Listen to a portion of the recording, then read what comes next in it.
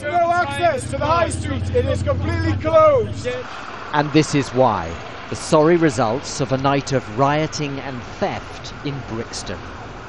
The mob have long since gone, leaving police and shop owners to pick up the pieces. There's been lots of vandalism here along Brixton High Street in South London. Now the police have sealed off the High Street.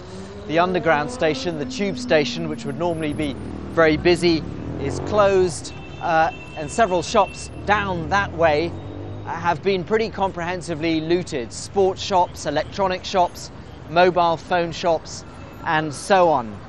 Gangs of youths were running around here into the early hours of the morning, pretty much doing whatever they wanted. They simply helped themselves. They seem so young, teenagers getting their kicks. And for the second night in a row, it seemed to take London's police a long time to appear on the scene in sufficient numbers. This security guard didn't want us to use his name. He says the criminals were organised. Very frightened with weapons. What kind of weapons? Steel, metal, iron rod, everything like that. And they cover their face. Brixton has history. These, the infamous riots of the 80s. Far more serious.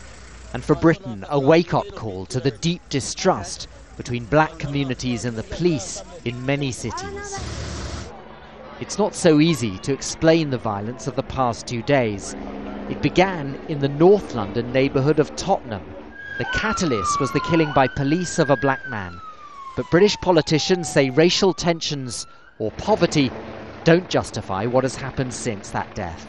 People indulging in violence and looting and theft have no excuse to do that whatsoever when you see the damage that is done to people's homes, to their businesses, and the sense of insecurity that it creates in many communities throughout London.